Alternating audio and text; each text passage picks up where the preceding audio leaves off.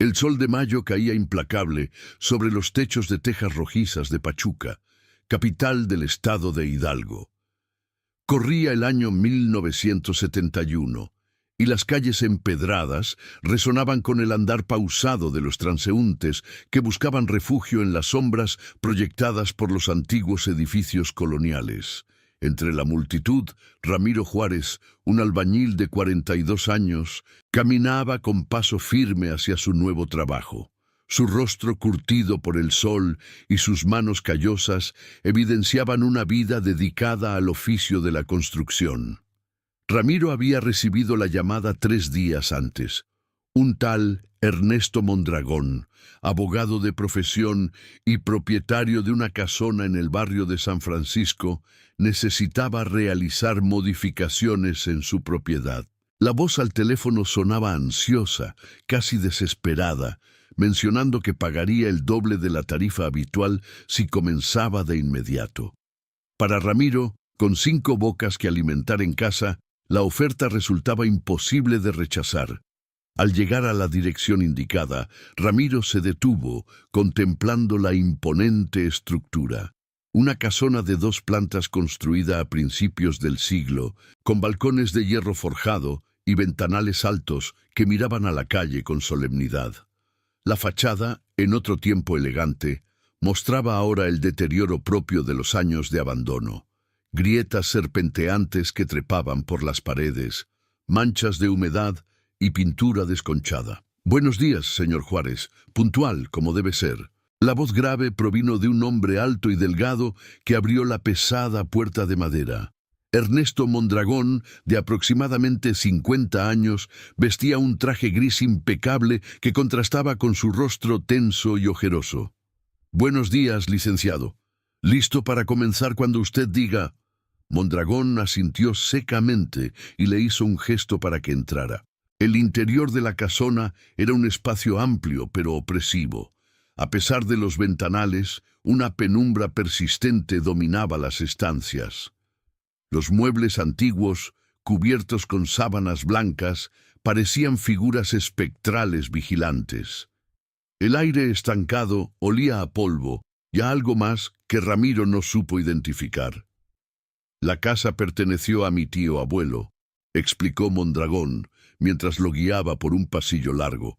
«Falleció hace 3 meses y la heredé. Nadie ha vivido aquí en los últimos 15 años». Ramiro escuchaba atentamente mientras observaba los detalles arquitectónicos de la casona. Molduras de yeso en los techos, puertas de madera maciza tallada, pisos de mosaico hidráulico con patrones geométricos. El tipo de construcción que ya no se hacía. «El trabajo es simple», continuó Mondragón, deteniéndose frente a una pared al final del pasillo. «Quiero derribar este muro. Según los planos originales, aquí había una habitación adicional, pero mi tío la selló por alguna razón. Quiero recuperar ese espacio». Ramiro examinó el muro con ojo crítico. No parecía una estructura original de la casa. El acabado era diferente, más tosco, y el color del yeso no coincidía exactamente con el resto de las paredes. «No habrá problema, licenciado. Puedo comenzar ahora mismo, si tiene las herramientas».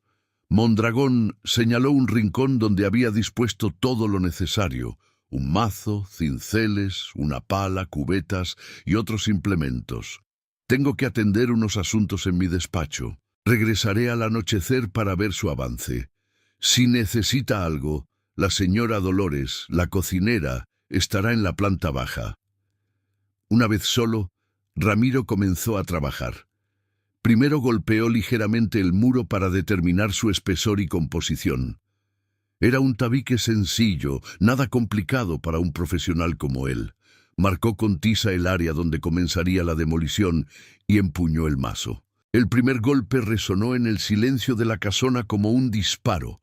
Una fina capa de polvo se desprendió, flotando en los rayos de luz que se filtraban por una ventana cercana.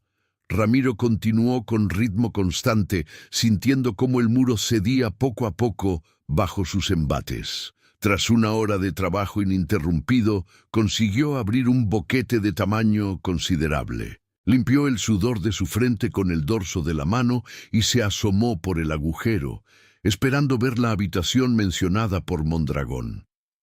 Sin embargo, solo encontró oscuridad. Extrañado, buscó su linterna en la caja de herramientas y dirigió el haz de luz a través de la abertura. El espacio detrás del muro era efectivamente una habitación, aunque más pequeña de lo que había anticipado. Las paredes estaban desnudas, sin decoración alguna.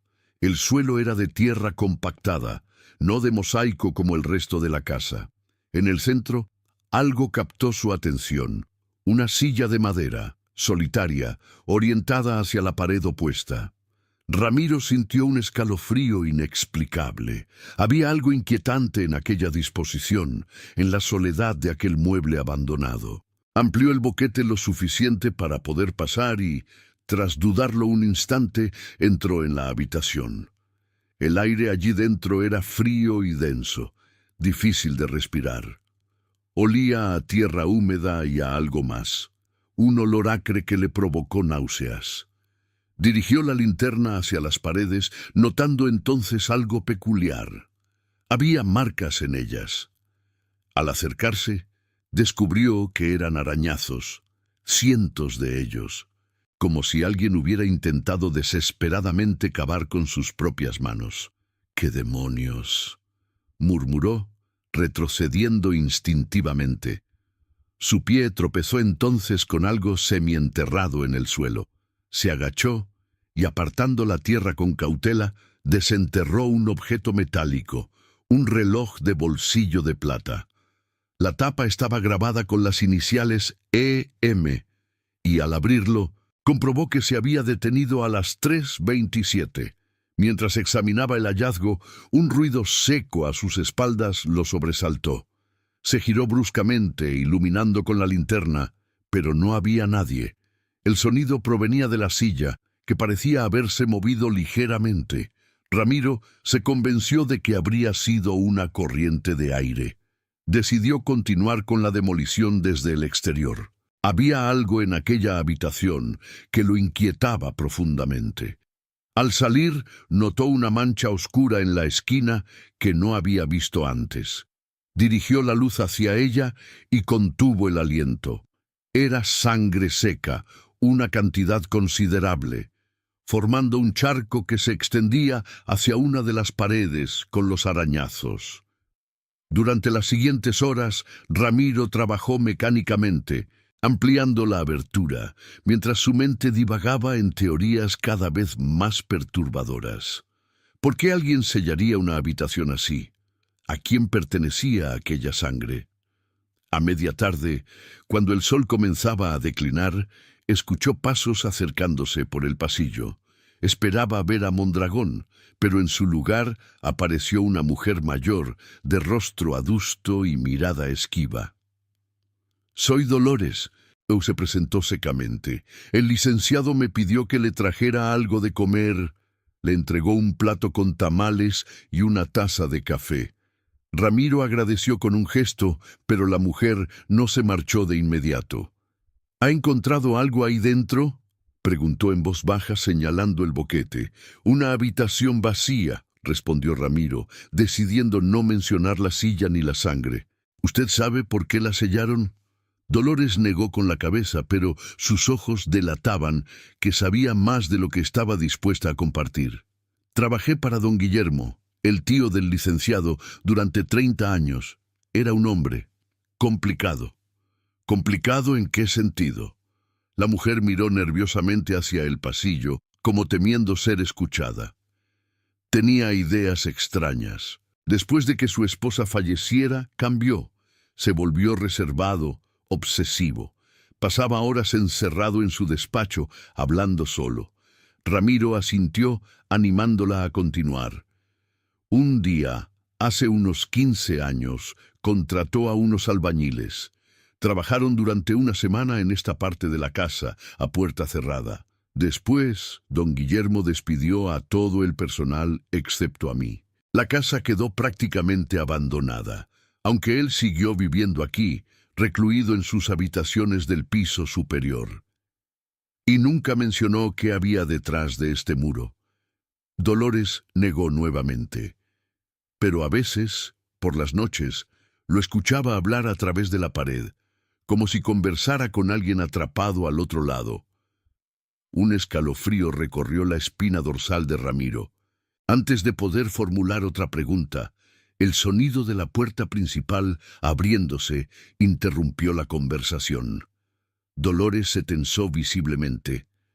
«Es el licenciado», susurró, y se alejó apresuradamente por el pasillo. Momentos después, Ernesto Mondragón apareció, con el mismo traje impecable, pero con un aspecto aún más cansado que por la mañana. Sus ojos se dirigieron inmediatamente al boquete en la pared. «Veo que ha avanzado bastante», comentó con tono neutro, aunque Ramiro percibió cierta ansiedad en su voz. «¿Ha entrado ya?» «Sí, señor. Como usted dijo, es una habitación adicional, aunque bastante pequeña. ¿Ya ha encontrado algo dentro? ¿Muebles, objetos personales?» Ramiro dudó un instante. Algo en la mirada intensa de Mondragón lo puso en alerta. «Solo una silla», respondió finalmente, omitiendo mencionar el reloj que ahora guardaba en su bolsillo. «Nada más». Mondragón asintió lentamente, sin apartar la vista del agujero. «Mañana continuaremos. Ya es tarde y la luz no es buena para trabajar». Antes de marcharse, Ramiro echó un último vistazo a la habitación oculta. La silla seguía allí, solitaria, como esperando a un ocupante que nunca regresaría. Las marcas en las paredes parecían más visibles ahora, como si quisieran contar una historia de desesperación. Esa noche, en su modesta casa de la colonia Morelos, Ramiro no pudo conciliar el sueño. Las imágenes de la habitación sellada lo perseguían, junto con las palabras de Dolores. ¿Con quién hablaba el viejo Guillermo a través del muro? ¿Y por qué su sobrino estaba tan interesado en abrir ahora aquel espacio clausurado? Cerca de la medianoche, sacó el reloj del bolsillo y lo examinó nuevamente bajo la luz de su lámpara. Las iniciales E.M. brillaban tenuemente. Ernesto Mondragón. Pero según Dolores, la habitación había sido sellada 15 años atrás, cuando presumiblemente el actual propietario ni siquiera frecuentaba la casa. Ramiro abrió el reloj y notó algo que había pasado por alto. Una pequeña fotografía insertada en la tapa interior. Mostraba a una joven mujer de belleza serena, con una dedicatoria escrita con letra elegante. «Para Ernesto, con eterno amor, Elena». El albañil cerró el reloj y lo guardó cuidadosamente. Mañana continuaría con la demolición y quizás encontraría respuestas a las preguntas que ahora le robaban el sueño. Sin embargo, una sensación inquietante lo acompañó hasta el amanecer. La certeza de que algunas verdades es mejor dejarlas enterradas tras los muros del pasado. El segundo día amaneció cubierto por una densa niebla que envolvía a Pachuca como un sudario gris. Ramiro llegó a la casona con la primera luz, encontrando la puerta entreabierta como si alguien lo estuviera esperando. El reloj de bolsillo pesaba en su chaqueta, un secreto que aún no sabía si revelar. «Buenos días, señor Juárez». La voz de Dolores surgió de las sombras del vestíbulo, sobresaltándolo. La anciana parecía no haber dormido, con profundas ojeras enmarcando sus ojos cansados. «El licenciado no está. Salió temprano, pero dejó instrucciones para que continuara con el trabajo». Ramiro asintió, agradeciendo el café que la mujer le ofrecía. «Dolores, ¿conoció usted a Elena?», preguntó directamente, observando su reacción. La taza que sostenía la anciana tembló ligeramente, derramando algunas gotas sobre el suelo de mosaico. ¿Dónde escuchó ese nombre? Su voz era apenas audible. «Era solo una pregunta», respondió Ramiro con cautela. «Pensé que si trabajó tantos años para don Guillermo, quizás conoció a los familiares». Dolores depositó la taza sobre una mesa cercana y se acercó a Ramiro, hablando en susurros a pesar de estar solos. Elena Montero era la prometida del licenciado Ernesto, hace muchos años. Una joven hermosa de buena familia. Desapareció una noche de 1956 después de visitar esta casa. Nunca la encontraron. La revelación golpeó a Ramiro como un mazo. 15 años atrás, coincidiendo con el sellado de la habitación oculta. ¿Y don Guillermo? ¿Qué relación tenía con ella? Ninguna oficial, respondió Dolores, mirando nerviosamente hacia las escaleras. Pero lo vi como la miraba cuando visitaba la casa. Don Guillermo nunca superó la muerte de su esposa y Elena. Ella se parecía mucho a mi difunta patrona. Un ruido proveniente del piso superior interrumpió la conversación. Dolores se tensó visiblemente. Debo irme. Tenga cuidado con lo que busca, señor Juárez. En esta casa, las paredes no solo guardan secretos, también los vigilan. Ramiro quedó solo nuevamente, con más preguntas que respuestas. Se dirigió al pasillo donde había dejado su trabajo inconcluso el día anterior. La abertura en el muro parecía más oscura hoy, como si la niebla exterior hubiera penetrado también en aquel espacio clausurado. Al iluminar el interior con su linterna, Ramiro notó algo diferente. La silla ya no estaba en el centro de la habitación. Ahora se encontraba contra la pared con los arañazos, como si alguien la hubiera movido durante la noche. Un escalofrío recorrió su espalda, pero se obligó a entrar. El trabajo era el trabajo, se dijo, y necesitaba el dinero. Con metódica precisión, comenzó a ampliar la abertura desde el interior, permitiendo que más luz natural penetrara en aquel espacio claustrofóbico. Mientras trabajaba, su mente repasaba la información recibida. Elena Montero, prometida de Ernesto, desaparecida hace 15 años. La habitación sellada justo después. Un reloj con las iniciales de Ernesto encontrado enterrado en el suelo. Las piezas comenzaban a encajar, formando un rompecabezas macabro. A media mañana, cuando el boquete era ya lo suficientemente grande para permitir un paso cómodo, Ramiro decidió investigar más a fondo.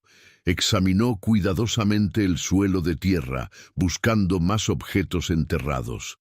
En la esquina más alejada de la entrada, donde la oscuridad era más densa, el suelo parecía distinto, como si hubiera sido removido y vuelto a compactar. Con la pequeña pala que había traído, comenzó a cavar lentamente. A pocos centímetros de profundidad, la herramienta chocó contra algo duro. Apartando la tierra con las manos, Ramiro descubrió una caja metálica, del tamaño de un libro grande, oxidada por la humedad. La sacó con cuidado y limpió la suciedad adherida a la superficie. No tenía cerradura, solo un simple mecanismo de presión. Al abrirla, encontró un fajo de cartas atadas con una cinta de seda descolorida y una libreta de cuero. Las cartas, escritas con la misma caligrafía elegante de la dedicatoria en el reloj, estaban dirigidas a Ernesto Mondragón. Eran misivas de amor, testimonios de una relación apasionada y planes para un futuro juntos. La última carta, fechada apenas 3 días antes de la desaparición de Elena, mencionaba una confrontación.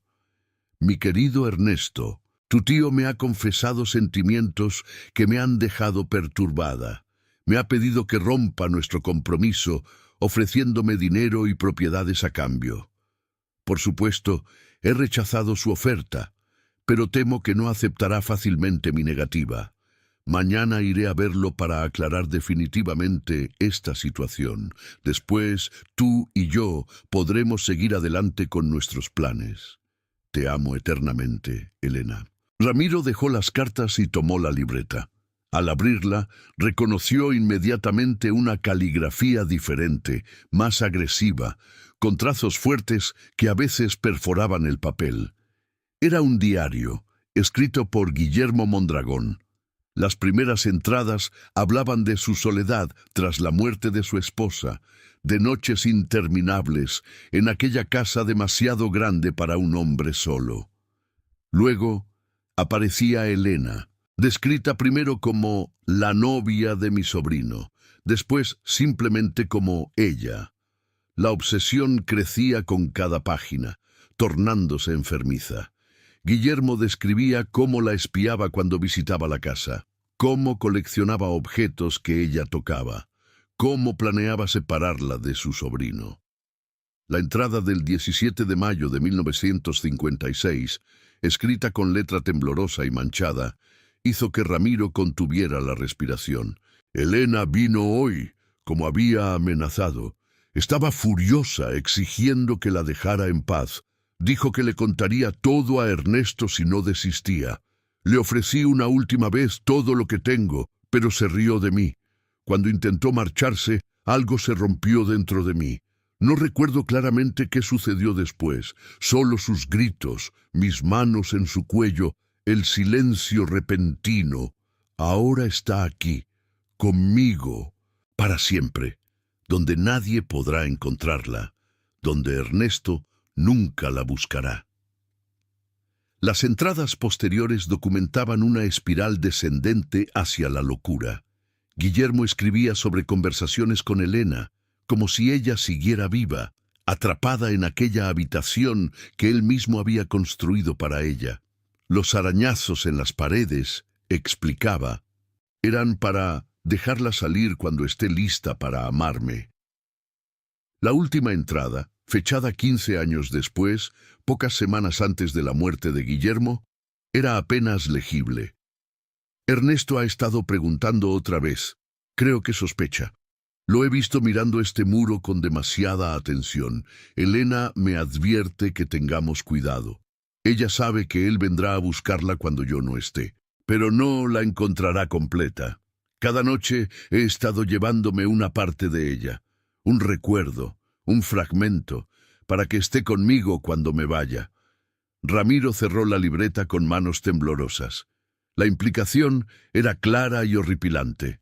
Elena no solo había sido asesinada, sino que su cuerpo había sido repartido, escondido en diferentes lugares, por un hombre consumido por una obsesión enfermiza.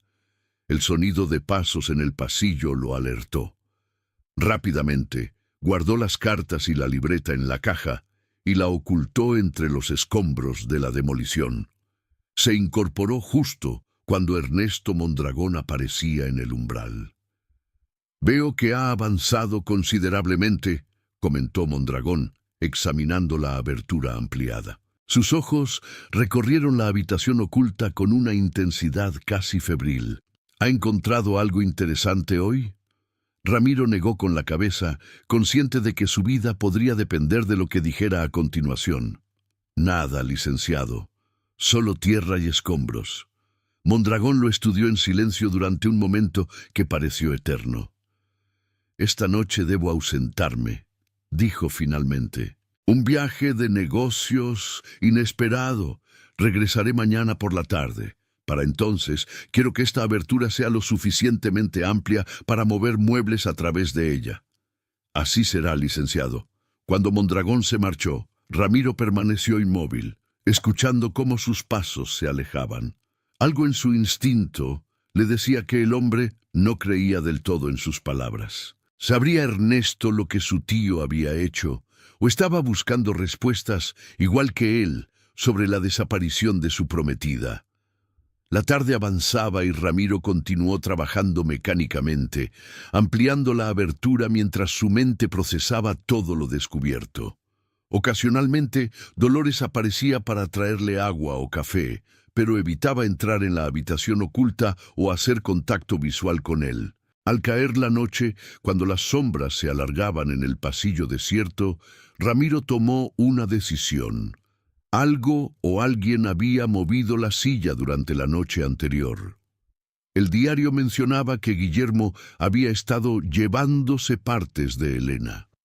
Si sus sospechas eran correctas, el cuerpo de la joven, o lo que quedaba de él, podría estar enterrado bajo el suelo de aquella habitación macabra. Con la pala en mano, comenzó a cavar sistemáticamente, empezando por el área donde había encontrado la caja. La tierra estaba dura, compactada por años de abandono, pero cedía ante su determinación. Tras media hora de esfuerzo, la herramienta golpeó algo sólido. Apartando la tierra con creciente urgencia, Ramiro descubrió lo que parecía ser un baúl de madera del tamaño de un ataúd pequeño. Estaba sellado con gruesos candados, pero la humedad había debilitado la madera alrededor de los herrajes. Con el cincel y el martillo, Ramiro atacó uno de los puntos débiles. La madera crujió y se astilló, permitiéndole hacer palanca para abrir parcialmente la tapa. Un olor putrefacto emergió de la abertura, obligándolo a retroceder, cubriendo su nariz y boca con un pañuelo. Armándose de valor y usando la linterna para iluminar el interior, Ramiro se asomó. Lo que vio le heló la sangre. Un vestido de mujer, amarillento por el tiempo, cuidadosamente extendido sobre lo que parecían ser huesos humanos. Una calavera, parcialmente cubierta por cabello largo y oscuro, miraba hacia arriba con cuencas vacías. Horrorizado, Ramiro dejó caer la tapa y retrocedió hasta chocar contra la pared. Su respiración se volvió errática, su corazón golpeaba contra su pecho como un martillo. No cabía duda, había encontrado a Elena Montero, o lo que quedaba de ella después de 15 años enterrada en aquella tumba improvisada. El sonido de la puerta principal, abriéndose, lo arrancó de su estupor. Pasos rápidos se acercaban por el pasillo. Ramiro apenas tuvo tiempo de cubrir parcialmente el baúl con tierra antes de que una figura apareciera en la abertura del muro. No era Dolores ni Mondragón. Era un hombre mayor, de aspecto distinguido, con un traje oscuro impecable y ojos penetrantes que brillaban con inteligencia. «Buenas noches», saludó con voz serena. «Soy el doctor Velasco, médico forense. El licenciado Mondragón me pidió que viniera». Ramiro lo miró confundido, sin entender qué hacía un forense allí. El doctor pareció leer su perplejidad. «El licenciado me contó sobre su trabajo aquí y sobre sus hallazgos. ¿Puedo ver lo que ha descubierto?» Antes de que Ramiro pudiera responder, el doctor avanzó hacia el baúl parcialmente descubierto. Se agachó para examinar el contenido, su rostro impasible ante la macabra visión. «Elena Montero, supongo», murmuró, más para sí mismo que para Ramiro. «Después de tantos años, ¿conocía usted el caso?», preguntó Ramiro, recuperando la voz. El doctor asintió sin apartar la mirada de los restos.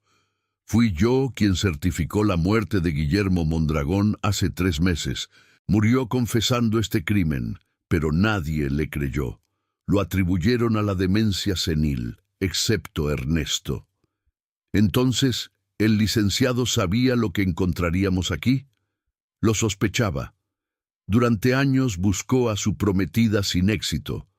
Cuando su tío murió balbuceando sobre Elena en las paredes, decidió investigar. Los planos originales de la casa mostraban esta habitación, que no aparecía en los planos más recientes. El doctor sacó un teléfono móvil, un objeto aún poco común en 1971, y marcó un número. «Ernesto, soy Velasco. La hemos encontrado», dijo simplemente antes de colgar. «¿Qué sucederá ahora?», preguntó Ramiro, sintiendo que se había convertido en un peón en un juego que no comprendía completamente. «Ahora justicia», respondió el doctor, levantándose.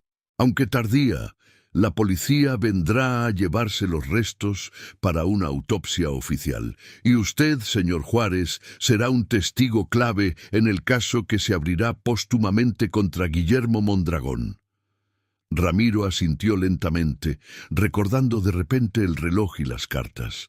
Dudó un instante, pero decidió que la verdad, por dolorosa que fuera, debía salir a la luz completamente. Sacó el reloj de su bolsillo y lo entregó al doctor. «Encontré esto enterrado junto a la pared, y hay más. Una caja con cartas y un diario. Creo que deberían verlos».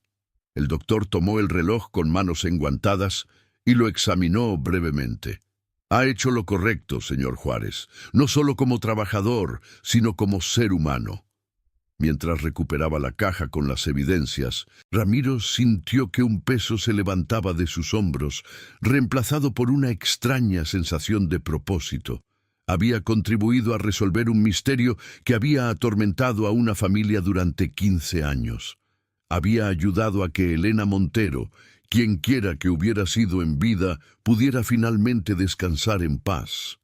Esa noche, cuando la policía acordonó la casona y los flash de las cámaras iluminaron intermitentemente la habitación oculta, Ramiro observaba desde la distancia. El comisario se le acercó, ofreciéndole un cigarrillo que aceptó con manos temblorosas. «El doctor Velasco me contó lo que hizo», dijo el oficial.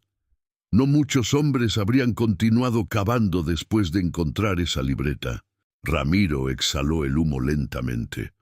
«Un trabajo es un trabajo, comisario, pero hay cosas que un hombre no puede ignorar, por mucho que lo intente».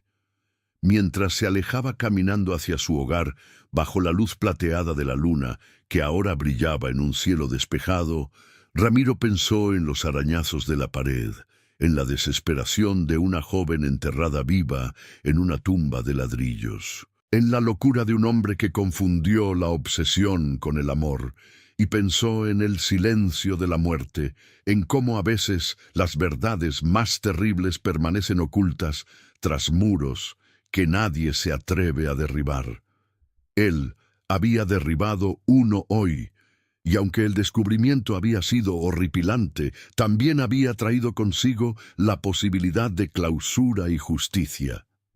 Mañana regresaría para terminar el trabajo, para abrir completamente aquel espacio que había guardado su oscuro secreto durante tanto tiempo, para permitir que la luz y el aire finalmente purificaran lo que la maldad humana había contaminado.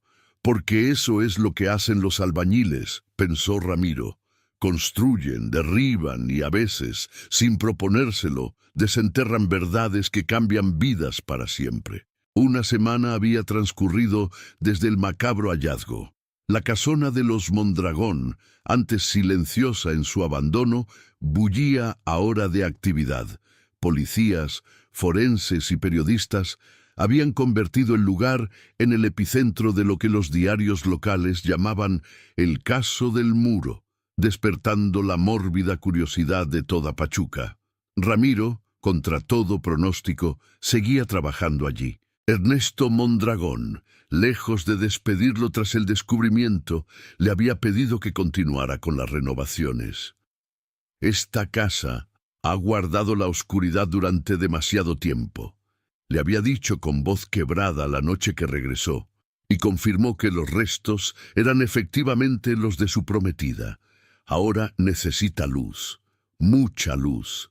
Esa mañana de junio, mientras ampliaba una ventana en lo que antes fuera la habitación sellada, Ramiro observaba el ir y venir de los investigadores. La policía había establecido que Elena Montero había sido efectivamente asesinada por asfixia, tal como Guillermo había confesado en su diario.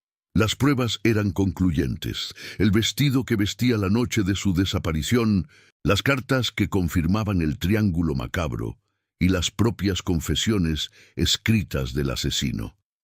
«Buenos días, señor Juárez». La voz del doctor Velasco lo sorprendió. El forense, quien se había convertido en una presencia constante en la casa, le ofrecía una taza de café. «¿Cómo avanza el trabajo?» «Bien, doctor. Para fin de mes, esta habitación no se parecerá en nada a lo que era». Velasco asintió, contemplando el espacio que ahora, con la pared derribada y una ventana amplia, comenzaba a integrarse al resto de la casa. Los arañazos en las paredes habían sido cuidadosamente fotografiados y documentados antes de ser cubiertos con yeso nuevo. «El licenciado Mondragón me ha comentado sus planes», dijo el médico sorbiendo su café. «Convertirá toda esta ala en una biblioteca, un espacio luminoso dedicado a la memoria de Elena». Ramiro asintió en silencio. Durante los últimos días había llegado a conocer mejor a Ernesto Mondragón. Lejos de la figura distante y fría que había percibido inicialmente, el abogado resultó ser un hombre consumido por la pérdida y la incertidumbre durante 15 años. Encontrar los restos de Elena, por horrible que fuera, le había proporcionado al menos la clausura que tanto necesitaba. «Doctor», comenzó Ramiro tras un momento de duda, «hay algo que me ha estado inquietando desde que encontramos el cuerpo. En el diario, don Guillermo mencionaba que se había estado llevando partes de ella.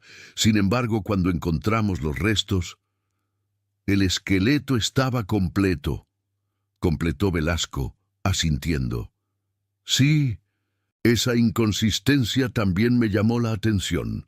La autopsia confirmó que todos los huesos estaban presentes, sin señales de que el cuerpo hubiera sido desmembrado de alguna forma». «Entonces, ¿a qué se refería?» El doctor depositó su taza vacía sobre un alféizar y extrajo de su maletín una carpeta. «Esto es parte del informe preliminar. No debería compartirlo, pero dado su papel en este caso, creo que merece saberlo». Ramiro aceptó la carpeta y la abrió. Contenía fotografías del contenido del baúl, incluyendo primeros planos de los restos óseos y del vestido. Una imagen en particular capturó su atención, la del cráneo, visto desde un ángulo que no había observado la noche del descubrimiento.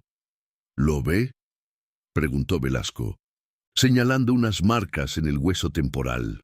Ramiro entrecerró los ojos, distinguiendo lo que parecían ser incisiones finas y metódicas. «¿Cortes?».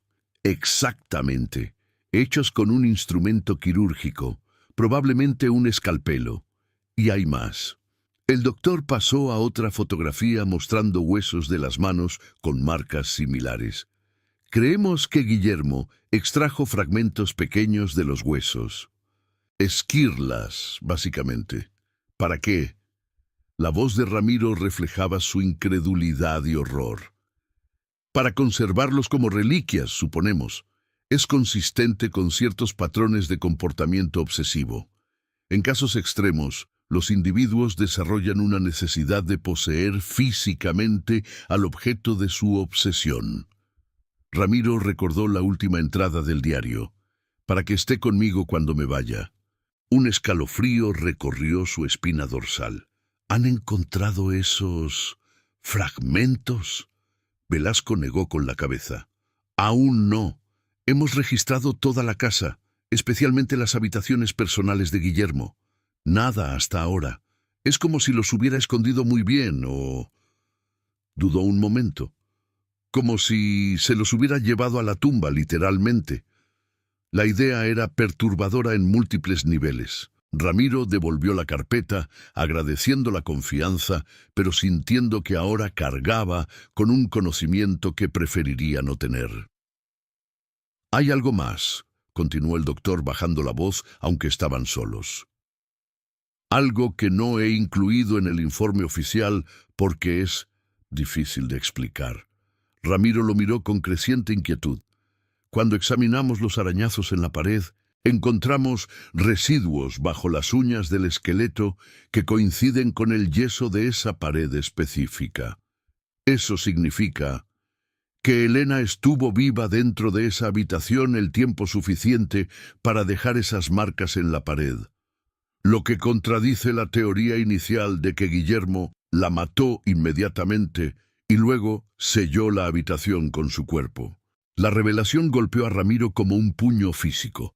La imagen mental era insoportable. Una joven, enterrada viva, arañando desesperadamente las paredes mientras el aire se agotaba lentamente. «¿Lo sabe el licenciado Mondragón?». «No», respondió Velasco firmemente, «y no debe saberlo. Ya ha sufrido bastante». «A veces, señor Juárez, la verdad completa no trae paz, solo más dolor». Ramiro asintió, comprendiendo la carga ética que el doctor había decidido asumir. Ambos hombres quedaron en silencio, contemplando la habitación que ahora, bajo la luz del sol que entraba por la ventana ampliada, parecía menos siniestra, casi ordinaria. El silencio fue interrumpido por la llegada de Dolores, la cocinera. La mujer, que había sido interrogada extensamente por la policía, parecía haber envejecido 10 años en una semana. «El licenciado ha regresado», anunció con voz apagada. «Desea verlo en el despacho, doctor. A usted también, señor Juárez». Siguieron a Dolores a través de pasillos que Ramiro ahora conocía bien, hasta llegar al despacho de Ernesto Mondragón en la planta baja. Era una habitación amplia, con estanterías repletas de libros de derecho y un gran escritorio de caoba. El abogado los esperaba de pie junto a la ventana, contemplando el jardín trasero descuidado. «Gracias por venir», dijo sin voltearse. «Tengo noticias importantes». Cuando finalmente se giró, Ramiro notó que sostenía un sobre oficial. «La Fiscalía ha cerrado oficialmente el caso», continuó Mondragón. «Con las evidencias encontradas y las confesiones escritas de mi tío, no hay duda sobre su culpabilidad. Elena tendrá justicia, aunque sea póstuma». «Es una buena noticia», comentó el doctor Velasco. «Ahora podrá darle un entierro digno». Mondragón asintió lentamente. «El funeral será mañana. He conseguido que liberen el cuerpo. Después de 15 años, finalmente podrá descansar en paz».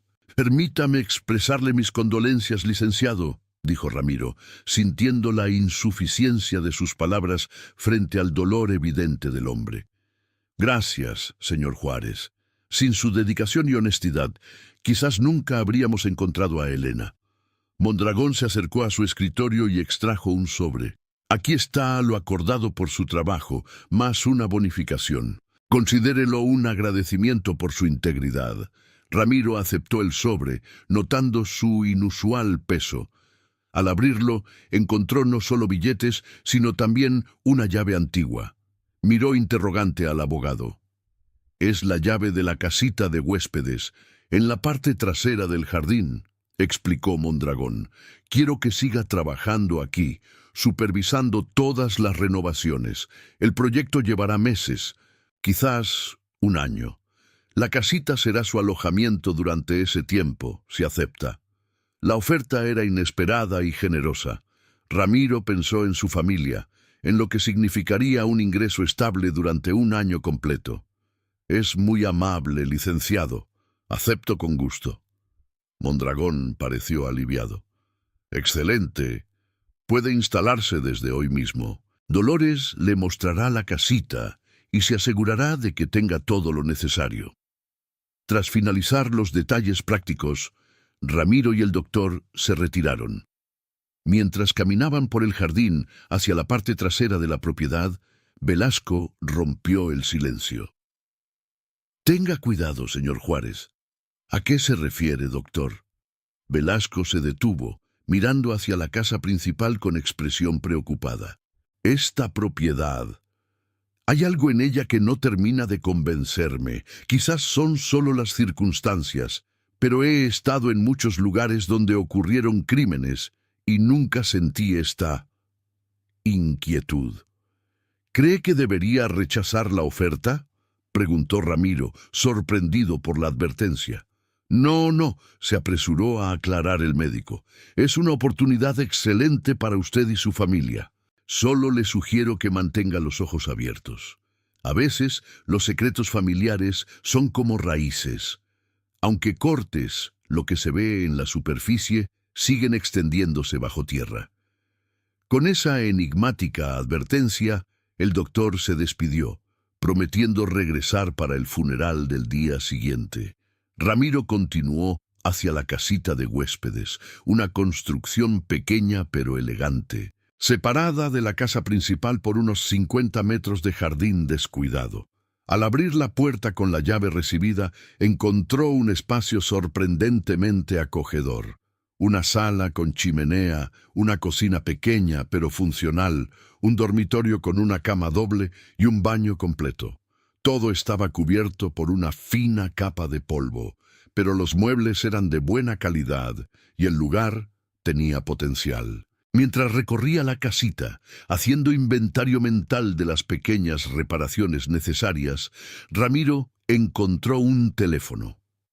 Decidió llamar inmediatamente a su esposa para compartir las buenas noticias. La conversación fue breve, pero emotiva. María no podía creer su buena suerte y prometió traerle ropa y artículos personales esa misma tarde. Tras colgar, Ramiro salió al pequeño porche de la casita, contemplando la vista de la casa principal a lo lejos. Desde este ángulo, la casona parecía menos ominosa, casi pintoresca, con sus balcones de hierro forjado y sus tejas rojizas. Sin embargo, no pudo evitar que las palabras del doctor Velasco resonaran en su mente. ¿Qué había querido decir exactamente? ¿Simplemente expresaba una inquietud profesional o sabía algo que no había compartido? El sol comenzaba a descender, proyectando largas sombras sobre el jardín. Ramiro decidió regresar a la casa principal para recoger sus herramientas antes de que anocheciera.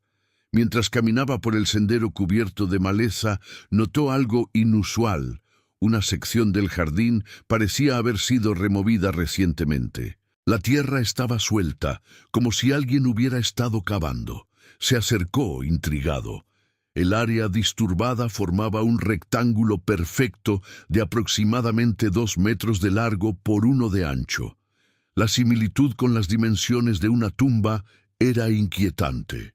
Ramiro miró a su alrededor, asegurándose de que estaba solo antes de agacharse para examinar más de cerca. La tierra había sido no solo removida, sino también cuidadosamente recolocada. Un trabajo profesional, reconoció. El tipo de excavación que un albañil o jardinero experimentado realizaría. Sin embargo, no recordaba haber visto a ningún trabajador en esa área del jardín durante sus días en la propiedad. Un destello metálico entre la tierra llamó su atención. Apartando algunos terrones, descubrió un objeto pequeño, una placa de identificación médica, del tipo que los hospitales colocan en las pertenencias de los pacientes. Estaba manchada de tierra, pero el nombre aún era legible: Guillermo Mondragón. Ramiro se incorporó bruscamente, guardando la placa en su bolsillo. La explicación más lógica era que la policía había estado excavando, buscando más evidencias relacionadas con el caso. Pero, ¿por qué hacerlo en secreto? ¿Y por qué dejar la tierra tan cuidadosamente recolocada, como si quisieran ocultar que habían estado allí? Decidió que consultaría con el doctor Velasco al día siguiente, durante el funeral. El médico forense parecía ser la única persona en quien podía confiar en esta extraña situación. Esa noche, instalado en la casita de huéspedes con las pocas pertenencias que había traído, Ramiro intentaba conciliar el sueño sin éxito. Cada crujido de la estructura de madera, cada ráfaga de viento contra las ventanas lo mantenía alerta. No era un hombre supersticioso, pero no podía evitar sentir que algo no encajaba en la historia de la casona Mondragón. Cerca de la medianoche, un sonido lo sobresaltó. Pasos en el jardín, acercándose a la casita. Se levantó de un salto, tomando un martillo como improvisada arma. A través de la ventana distinguió una figura que se movía entre las sombras. Era demasiado pequeña para ser Mondragón o el doctor Velasco. La puerta de la casita se abrió sin previo aviso. Ramiro levantó el martillo, listo para defenderse, pero lo bajó inmediatamente al reconocer a Dolores. La anciana entró apresuradamente, cerrando la puerta tras de sí. Su rostro mostraba una palidez cadavérica. «Tiene que irse», susurró con urgencia. «Ahora mismo, tome sus cosas y no regrese». «¿Qué ocurre, Dolores?», preguntó Ramiro, confundido por la repentina aparición y advertencia. La mujer miró nerviosamente hacia la ventana antes de responder. «Lo he escuchado. Al licenciado y al doctor. Están planeando algo terrible». «¿De qué habla?» «El funeral de mañana. No es solo para Elena». Dolores se acercó más, su voz apenas audible. «Van a enterrar 2 cuerpos, no uno». Ramiro sintió un escalofrío recorrer su espina dorsal. «¿2 cuerpos? ¿De quién es el segundo? De alguien que sabe demasiado, respondió la anciana, sus ojos fijos en los de Ramiro. Alguien que ha visto lo que no debía ver. La insinuación era clara y aterradora. Ramiro recordó la excavación en el jardín, la placa de identificación. ¿Está diciendo que quieren matarme? Dolores asintió lentamente. El licenciado nunca superó la desaparición de Elena. Durante 15 años lo consumió. Se obsesionó tanto como su tío, pero de manera diferente. Él quería justicia. O eso creía yo. ¿Y ahora? Ahora creo que quiere algo más. Venganza.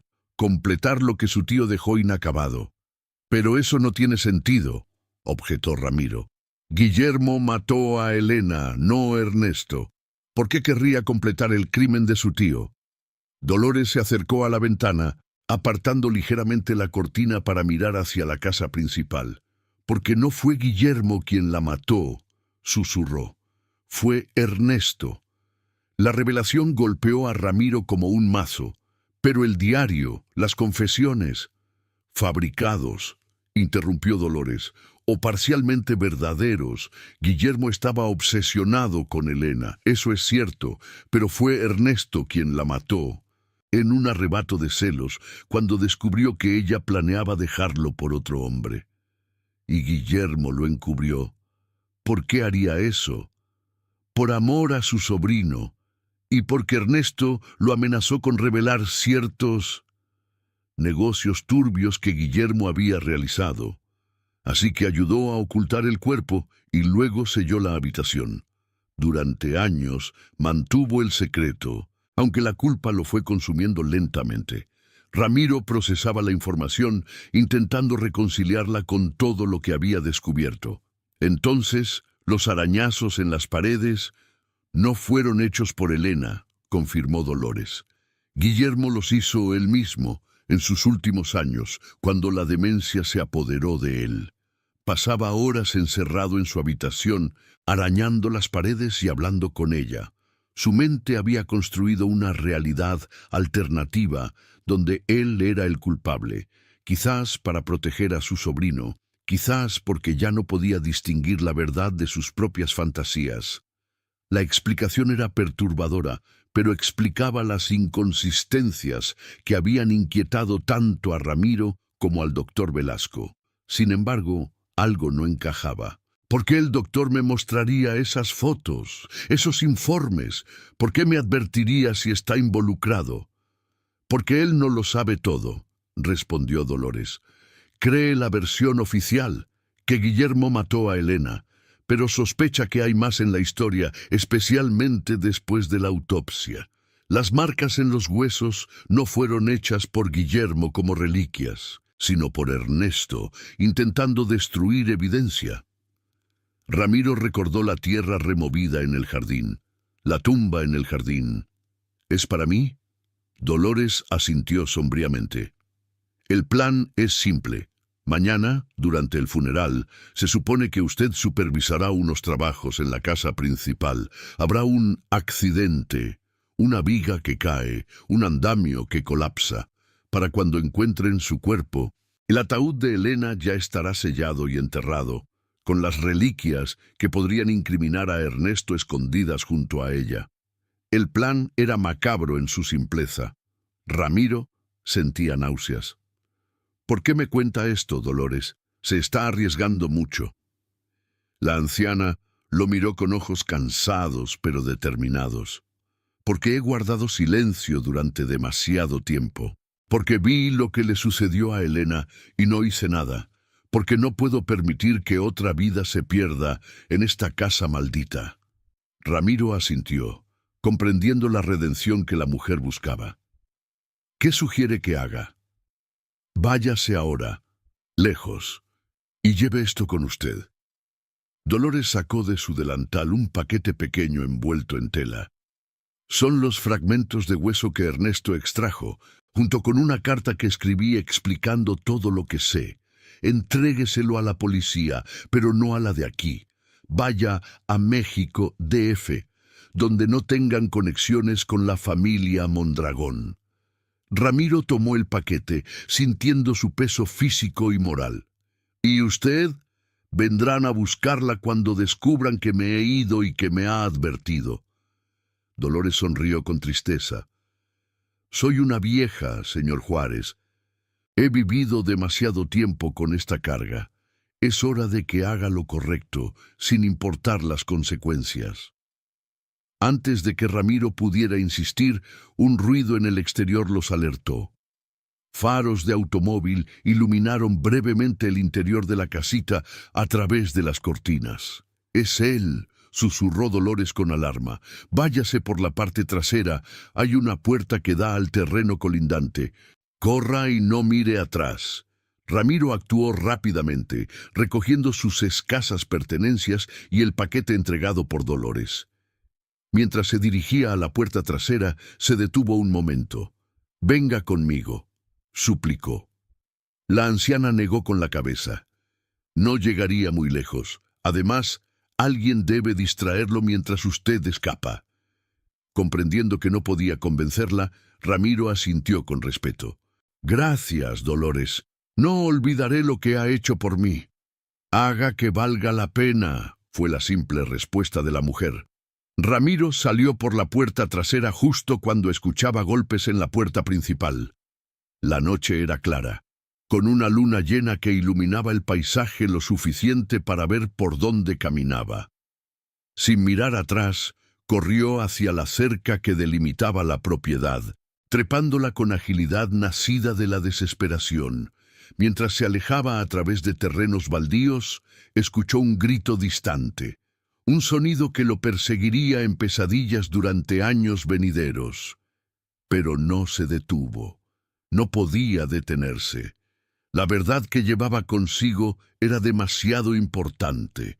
La justicia para Elena, para Dolores, y para sí mismo dependía ahora de su capacidad para llegar a México DF y entregar aquellas pruebas a las autoridades competentes. El albañil que había abierto un muro y encontrado horror se había convertido ahora en el guardián de una verdad terrible. Una verdad que, como los arañazos en las paredes de aquella habitación sellada, clamaba desesperadamente por ser escuchada. La Ciudad de México amaneció cubierta por una fina capa de smog que difuminaba los contornos de los edificios, otorgándole un aspecto fantasmal al paisaje urbano. Desde la ventana de su habitación, en una modesta pensión del centro, Ramiro contemplaba el despertar de la metrópoli mientras fumaba un cigarrillo con manos temblorosas. 3 días habían pasado desde su huida de Pachuca, 3 días de miedo constante y decisiones desesperadas. El paquete que Dolores le había entregado permanecía oculto bajo una tabla suelta del piso, su presencia una carga invisible sobre los hombros del albañil. Aún no había reunido el valor para presentarse en la Procuraduría General. El miedo a no ser creído, a que las influencias de los Mondragón se extendieran hasta la capital, lo paralizaba. La radio, en la mesita de noche, transmitía las noticias matutinas. Ramiro aumentó el volumen cuando escuchó el nombre de Pachuca, conteniendo la respiración. Continúa la búsqueda del albañil Ramiro Juárez, principal sospechoso en el asesinato de Dolores Gutiérrez, empleada doméstica de la familia Mondragón. La víctima, de 67 años, fue encontrada estrangulada en una casita de huéspedes de la propiedad. Según declaraciones del licenciado Ernesto Mondragón, Juárez había sido contratado para trabajos de renovación y se le había permitido alojarse en dicha casita. Las autoridades sospechan que el móvil del crimen podría ser el robo, ya que faltaban objetos de valor pertenecientes a la familia. Ramiro apagó la radio con un movimiento brusco, sintiendo náuseas. La estrategia de Mondragón era clara: convertirlo en un fugitivo, en un asesino, para que cualquier acusación que pudiera hacer fuera desestimada como las mentiras desesperadas de un criminal. Dolores había muerto, tal como ella misma había anticipado, sacrificándose para que él pudiera escapar con las pruebas. Un golpe en la puerta lo sobresaltó. Instintivamente buscó el martillo que mantenía bajo la almohada. —¿Quién es? —preguntó con voz tensa. —Servicio de habitación, señor Martínez —respondió una voz femenina. Ramiro se relajó ligeramente. Había registrado en la pensión bajo el nombre falso de Ricardo Martínez, pagando por adelantado una semana con parte del dinero que Mondragón le había entregado, en lo que ahora parecía otra vida. Al abrir la puerta, encontró a una mujer joven, con uniforme del hotel, sosteniendo una bandeja con café y pan dulce. —Su desayuno, señor —dijo con una sonrisa amable. —Gracias, pero no recuerdo haberlo ordenado —respondió Ramiro, confundido. —Lo ordenó el caballero que lo está esperando en el lobby —explicó la muchacha. Dijo que era importante, que bajara en cuanto estuviera listo. Un escalofrío recorrió la espina dorsal de Ramiro. —¿Qué caballero? ¿Dio su nombre? —No, señor. Solo dijo que era un viejo amigo de Pachuca. La joven se retiró, dejando a Ramiro paralizado en el umbral. No había dicho a nadie dónde se hospedaría. Nadie que conociera sabía que estaba en la Ciudad de México. Solo podía ser alguien enviado por Mondragón. Con movimientos rápidos, recogió el paquete de su escondite y las pocas pertenencias que había traído consigo. No podía usar la escalera principal ni el ascensor. Seguramente habría más hombres esperándolo. Abrió la ventana y observó la escalera de incendios. Era su única salida. Mientras descendía por los peldaños metálicos, su mente repasaba frenéticamente las opciones. Necesitaba ayuda profesional. Alguien con suficiente poder para enfrentarse a la influencia de los Mondragón. Alguien incorruptible. Un nombre surgió en su memoria: Javier Álvarez, un periodista del diario El Universal, conocido por sus investigaciones sobre corrupción política. Ramiro había leído algunos de sus artículos y recordaba que el hombre tenía reputación de valiente e íntegro. Si alguien podía ayudarlo a hacer pública la verdad, era él. Llegó al callejón trasero de la pensión y se alejó rápidamente, mezclándose con la multitud que abarrotaba las calles del centro histórico. El edificio de El Universal quedaba a unas 20 cuadras. Decidió hacer el recorrido a pie, evitando taxis o transporte público donde podría ser más fácilmente identificado. La ciudad era un laberinto protector, sus millones de habitantes un camuflaje perfecto para un hombre solo y asustado. Ramiro avanzaba con paso rápido pero no apresurado, intentando no llamar la atención. Cada sirena de policía, cada rostro que lo miraba por más de un segundo, disparaba sus alarmas internas. Tras casi una hora de caminata, divisó el edificio del periódico. Era una construcción moderna de cristal y acero que destacaba entre las estructuras más antiguas del centro. Ramiro se detuvo en un café al otro lado de la calle, observando la entrada. Necesitaba asegurarse de que no hubiera nadie vigilando antes de entrar. Mientras bebía un café amargo, repasó mentalmente lo que diría. La historia sonaba inverosímil, incluso para él, que la había vivido. Un abogado respetado que había asesinado a su novia 15 años atrás, inculpando a su tío demente, y ahora dispuesto a matar a cualquiera que descubriera la verdad. Sin las pruebas físicas que llevaba consigo, nadie lo creería. Después de media hora sin detectar nada sospechoso, Ramiro cruzó la calle y entró al edificio. En recepción, una mujer joven con gafas lo recibió con expresión profesional. «Buenos días. ¿En qué puedo ayudarlo?» «Necesito ver al señor Javier Álvarez», respondió Ramiro, intentando que su voz sonara firme. «Es un asunto importante relacionado con un caso en Pachuca». La recepcionista consultó algo en su escritorio. «El señor Álvarez no se encuentra en la redacción en este momento. Está cubriendo un evento en el Palacio de Bellas Artes. ¿Desea dejarle algún mensaje?» Ramiro sintió una mezcla de decepción y alivio. Por un lado, retrasaba su oportunidad de contar su historia. Por otro, le daba tiempo para organizarse mejor. «¿A qué hora regresará?»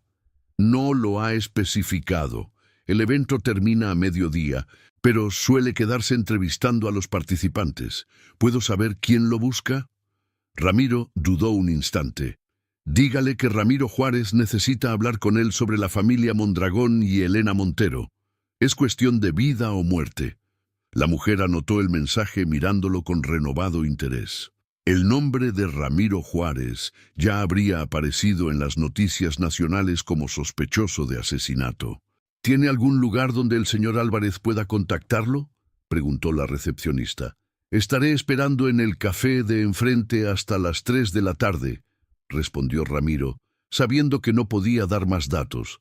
Si no puede verme hoy, volveré mañana a la misma hora. Al salir del edificio, Ramiro sintió que era observado. Recorrió con la mirada las aceras, los automóviles estacionados, las ventanas de los edificios cercanos. Nada parecía fuera de lugar, y sin embargo, la sensación persistía. Regresó al café y ocupó una mesa con vista a la calle y a la entrada del periódico. Ordenó otra taza de café y un sándwich, consciente de que no había comido nada desde la noche anterior. Mientras esperaba, extrajo del bolsillo de su camisa una fotografía arrugada de su familia. María y sus 3 hijos sonreían a la cámara durante un día de campo. Se preguntó si volverían a estar juntos alguna vez, si podría explicarles por qué había desaparecido repentinamente. Las horas pasaron con dolorosa lentitud. Ramiro alternaba entre períodos de vigilancia intensa y momentos en que se perdía en sus pensamientos. A las 2 de la tarde, cuando comenzaba a perder la esperanza, un hombre de mediana edad con gabardina beige entró al café y tras recorrer el lugar con la mirada, se dirigió directamente a su mesa. ¿Ramiro Juárez?, preguntó en voz baja, sentándose frente a él sin esperar invitación. Ramiro asintió tensamente, estudiando al recién llegado. Tenía el aspecto típico de un periodista, ojos perspicaces, tras gafas de montura gruesa, cabello entrecano despeinado, un bloc de notas asomando del bolsillo de su gabardina. «Soy Javier Álvarez», se presentó el hombre, extendiendo una mano que Ramiro estrechó después de un momento de duda. «Mi secretaria me dio su mensaje. Debo admitir que me intrigó bastante. No todos los días un hombre buscado por asesinato solicita una entrevista». «No maté a Dolores», respondió Ramiro directamente. «De hecho, ella dio su vida para que yo pudiera escapar y contar la verdad». Álvarez lo observaba con expresión neutral, profesional. «¿Y cuál es esa verdad, señor Juárez? Es una historia larga y complicada. Y sinceramente, señor Álvarez, no sé si creerme sería lo más sensato para usted». El periodista esbozó una sonrisa cansada. «He dedicado 20 años de mi carrera a historias que nadie creía al principio. Historias que luego resultaron ser ciertas y derribaron a personas poderosas. Así que, ¿por qué no me pone a prueba?». Durante la siguiente hora, Ramiro relató todo lo sucedido desde aquel primer día en la casona Mondragón. El muro, la habitación oculta, el descubrimiento del cuerpo de Elena, las cartas y el diario, las revelaciones de Dolores, su huida desesperada. Álvarez escuchaba sin interrumpir, tomando notas ocasionales, su expresión volviéndose gradualmente más sombría. «Es una acusación muy grave contra un hombre respetado», comentó finalmente el periodista. «Tiene algo que respalde su historia». Ramiro palpó el paquete en su bolsillo. «Tengo los fragmentos de hueso que Ernesto extrajo del cuerpo, junto con una carta firmada por Dolores explicando todo lo que sabía. También el reloj de bolsillo con la fotografía de Elena». Álvarez asintió lentamente. «Entiendo por qué vino a mí. La policía local en Pachuca probablemente está bajo la influencia de Mondragón, pero incluso aquí necesitamos ser cautelosos. Si lo que dice es cierto, estamos tratando con un hombre desesperado y peligroso. ¿Me cree entonces?». Digamos que le creo lo suficiente para investigar más a fondo, respondió el periodista, pero necesitamos más que los testimonios de un fugitivo y una mujer muerta. Necesitamos corroboración independiente. ¿Cómo conseguiremos eso? Álvarez reflexionó un momento. El doctor Velasco, el forense que mencionó, si realmente tiene dudas sobre la versión oficial, podría ser un aliado valioso. Y necesitamos acceso a los registros policiales originales de la desaparición de Elena Montero en 1956. Mondragón habrá destruido cualquier evidencia que lo incrimine, objetó Ramiro. Quizás, pero la burocracia mexicana es sorprendentemente resistente a la manipulación completa. A veces, las copias de los documentos permanecen archivadas en lugares insospechados. Álvarez consultó su reloj. Tengo un contacto en los archivos nacionales que podría ayudarnos, y conozco a un médico forense aquí en la ciudad que podría examinar esos fragmentos de hueso, determinar si coinciden con el resto del esqueleto de Elena. Por primera vez en días, Ramiro sintió un destello de esperanza. No estaba solo en esto. ¿Cuál es el siguiente paso? Necesito llevarlo a un lugar seguro, respondió Álvarez. Mi apartamento no es una opción. Probablemente ya lo tienen vigilado si saben que vino a buscarme. Tengo un amigo que posee una cabaña en las afueras, en Xochimilco. Podrá quedarse allí mientras investigamos. Y mi familia estarán preocupados y temo que Mondragón pueda utilizarlos para encontrarme. Me encargaré de enviarles un mensaje discreto, asegurándoles que está bien, sin revelar su ubicación, prometió el periodista. Pero debe entender algo, señor Juárez. Una vez que comencemos, no hay vuelta atrás. Publicar esta historia pondrá a muchas personas en peligro, incluidos usted, su familia y yo mismo. Ramiro asintió gravemente. Lo entiendo, pero no puedo vivir como un fugitivo, acusado de un crimen que no cometí, y no puedo permitir que Elena y Dolores no reciban justicia. Álvarez se levantó, dejando dinero sobre la mesa para pagar la cuenta. Saldré primero. Espere 10 minutos y luego siga la calle hacia el norte. Habrá un Volkswagen azul estacionado junto al puesto de periódicos de la esquina. La puerta estará abierta. Entre y agáchese. Mi colega Miguel lo llevará a un lugar seguro. Ramiro observó al periodista salir del café con paso tranquilo, mezclándose con la multitud como un hombre sin preocupaciones. 10 minutos después, siguió las instrucciones al pie de la letra, encontrando el vehículo exactamente donde Álvarez había indicado. Un hombre joven con chaqueta de cuero lo esperaba al volante. «Miguel», preguntó Ramiro al entrar. «Sí, agáchese y no hable hasta que yo le diga», respondió secamente el conductor, arrancando el automóvil apenas Ramiro cerró la puerta. El trayecto fue tenso y silencioso. Ramiro, encogido en el asiento del pasajero, sentía cada curva, cada semáforo, cada cambio de velocidad como una pequeña victoria. Cada minuto que pasaba era un minuto más lejos del alcance de Mondragón. Tras aproximadamente 1 hora, el vehículo se detuvo. «Ya puede incorporarse», indicó Miguel. «Hemos llegado». Ramiro se enderezó, encontrándose ante una modesta cabaña de madera rodeada de árboles. A lo lejos se divisaban los canales de Xochimilco, con sus trajineras multicolores. El lugar parecía sacado de otra época, un refugio ajeno al caos y peligro de la ciudad. «Javier vendrá mañana por la mañana», informó Miguel mientras le entregaba una llave. «Hay comida en la alacena y ropa limpia en el dormitorio. No salga bajo ninguna circunstancia y no encienda luces después del anochecer». Cuando quedó solo, Ramiro exploró la cabaña. Era un espacio sencillo, pero acogedor. Una sala con chimenea, una cocina básica, un dormitorio y un baño. Las ventanas tenían cortinas gruesas, perfectas para mantener la privacidad.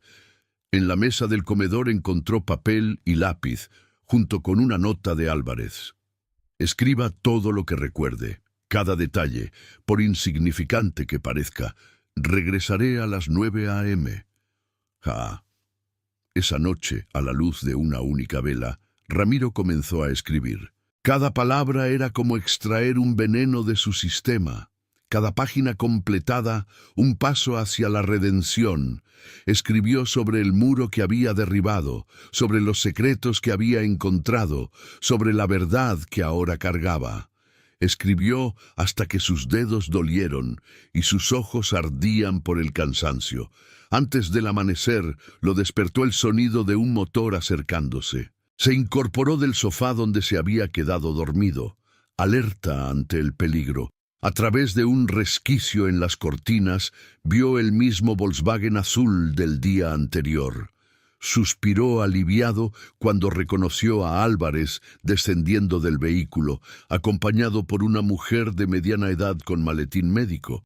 «Buenos días, señor Juárez», saludó el periodista al entrar. «Le presento a la doctora Elena Vargas, patóloga forense del Instituto Nacional de Medicina Legal.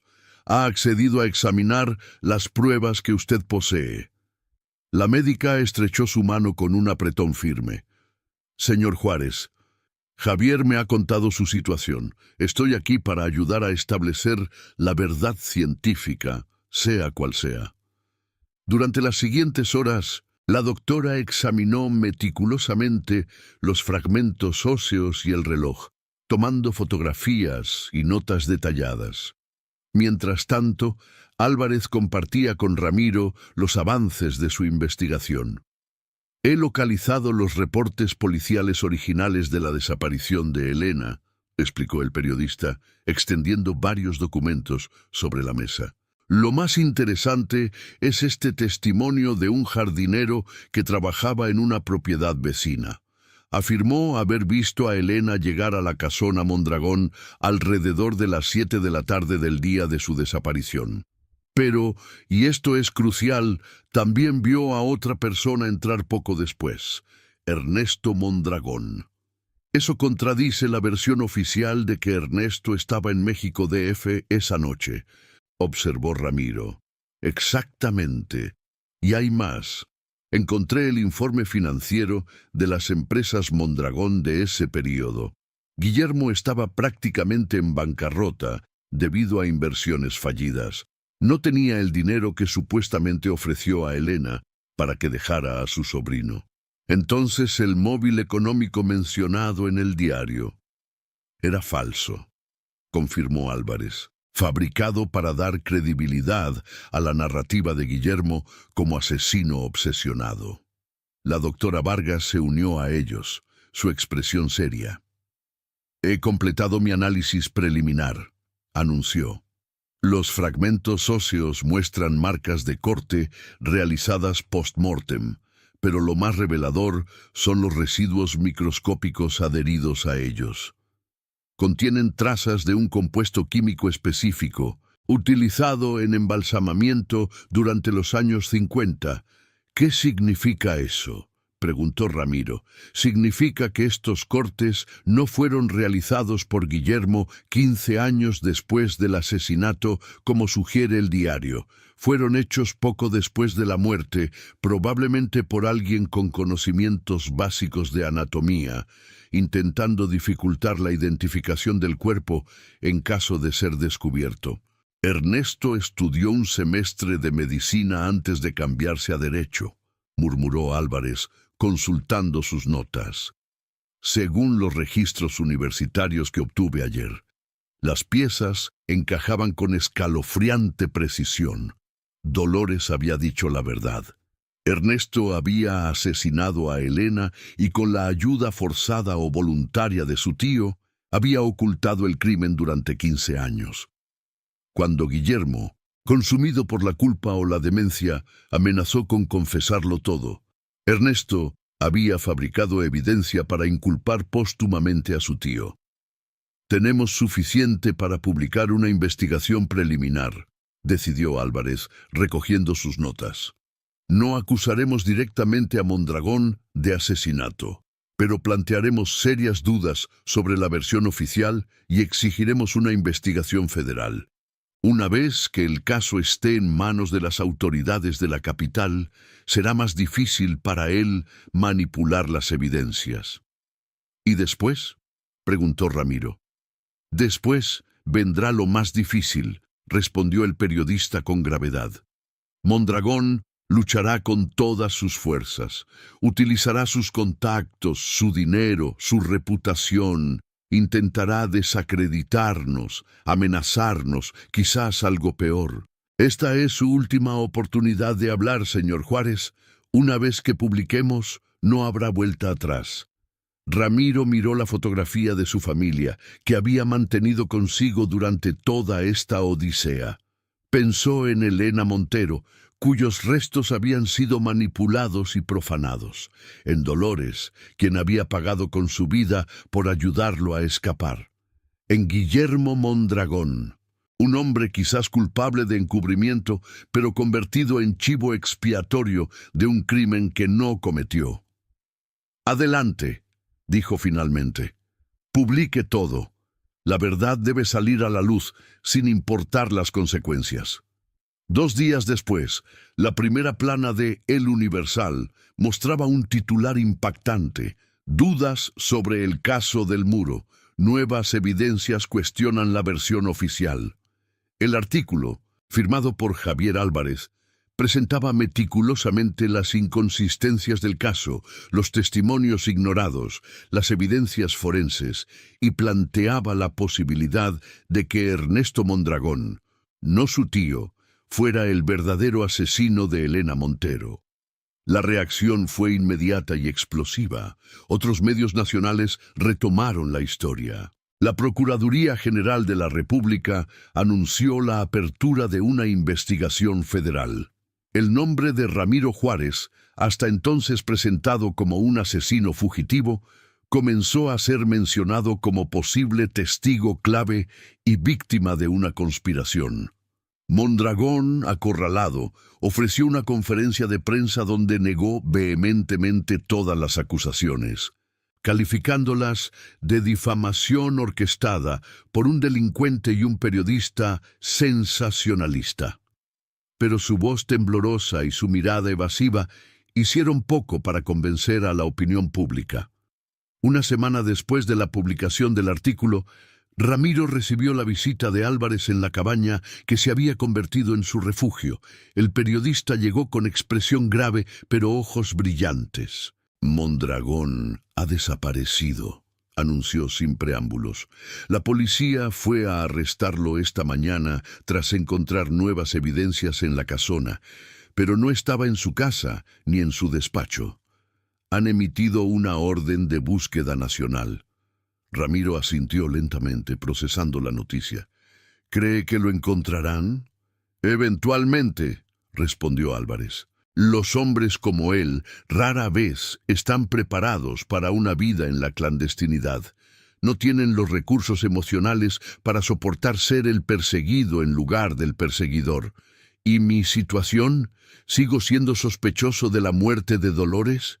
Oficialmente, los cargos no han sido retirados, pero el fiscal especial asignado al caso me ha asegurado que es solo cuestión de tiempo. Las pruebas que presentamos, junto con la carta de Dolores, han sido cruciales. Tu testimonio será necesario, pero como testigo, no como acusado. Por primera vez en semanas, Ramiro sintió que podía respirar plenamente. ¿Puedo ver a mi familia? Álvarez sonrió. «De hecho, tengo una sorpresa para ti». Consultó su reloj. Miguel debería estar llegando con ellos en cualquier momento. La anticipación hizo que el corazón de Ramiro latiera con fuerza. Media hora más tarde, cuando escuchó el motor del automóvil acercándose, corrió hacia la puerta. El rostro de María apareció primero, sus ojos llenos de lágrimas de alivio. Detrás de ella, sus 3 hijos, mezclando expresiones de confusión, alegría y miedo. El reencuentro fue un torbellino de abrazos, lágrimas y explicaciones apresuradas. Ramiro sostenía a su familia como un náufrago aferrado a la orilla, prometiéndoles que pronto todo volvería a la normalidad, que la pesadilla había terminado. Esa noche, mientras los niños dormían y María preparaba café en la pequeña cocina, Ramiro salió al porche de la cabaña. Álvarez lo acompañó, ofreciéndole un cigarrillo que aceptó con gratitud. «Sabe, hay algo que sigo sin entender», comentó Ramiro mientras contemplaban el cielo estrellado. «¿Por qué Mondragón contrató precisamente a mí para abrir ese muro? Había cientos de albañiles en Pachuca. ¿Por qué yo?» Álvarez exhaló una nube de humo antes de responder. «Quizás sea solo coincidencia, o quizás, después de 15 años viviendo con su crimen, parte de él quería ser descubierto. La culpa es un peso terrible, señor Juárez. A veces buscamos inconscientemente a alguien que nos libere de ella, incluso si significa nuestra propia destrucción». Ramiro reflexionó sobre esas palabras, recordando la mirada atormentada de Mondragón, las arrugas prematuras en su rostro, la tensión constante en sus movimientos. Un hombre consumido por un secreto demasiado pesado para soportarlo. «¿Qué haré ahora?», preguntó finalmente. «No puedo volver a Pachuca, demasiados recuerdos, demasiadas miradas». «Mi periódico tiene contactos en Querétaro», respondió Álvarez. «Una constructora busca capataz con experiencia, vivienda incluida para la familia. Si está interesado». «Lo estoy», afirmó Ramiro sin dudar. «Un nuevo comienzo es exactamente lo que necesitamos». «Excelente. Arreglaré todo». Álvarez aplastó la colilla de su cigarrillo y miró directamente a Ramiro. «Una última cosa. Estoy escribiendo un libro sobre este caso. Con su permiso, me gustaría incluir su testimonio completo». Ramiro consideró la petición por un momento. «Con una condición, que el libro honre la memoria de Dolores. Sin su valor, la verdad nunca habría salido a la luz». «Tiene mi palabra», prometió el periodista, extendiendo su mano. Mientras estrechaba la mano de Álvarez, Ramiro sintió que cerraba un capítulo oscuro de su vida. El muro que había derribado con sus propias manos había liberado no solo los secretos de la casona Mondragón, sino también una verdad sobre sí mismo, que incluso un hombre común, un simple albañil, podía hacer la diferencia entre la justicia y la impunidad cuando elegía el camino correcto. 3 meses después, en una modesta pero luminosa casa en las afueras de Querétaro, Ramiro recibió un paquete. Contenía el primer ejemplar del libro de Álvarez, titulado El muro del silencio, el caso Mondragón. Una nota manuscrita acompañaba el volumen. «Ernesto Mondragón fue capturado ayer en Guatemala. Ha confesado. La justicia, aunque tardía, finalmente ha llegado. Gracias por su coraje. J.» Ramiro acarició la portada del libro, donde aparecía la fotografía de la casona Mondragón tomada desde la distancia. Pensó en Elena, en Dolores, en todas las vidas destrozadas por la ambición y el egoísmo de un hombre. Pensó en los muros que las personas construyen para ocultar sus crímenes, y en cómo, inevitablemente, esos muros acaban derrumbándose bajo el peso de la verdad. Cerró el libro y lo guardó en un estante. Algún día, cuando sus hijos fueran mayores, les contaría esta historia. Les hablaría del poder redentor de la verdad, de la importancia del coraje frente a la adversidad, de cómo un simple acto de demolición puede convertirse en un acto de construcción moral. Mientras tanto, tenía una vida que reconstruir, ladrillo a ladrillo, día a día, con el amor de su familia como cemento y la verdad como cimiento inquebrantable.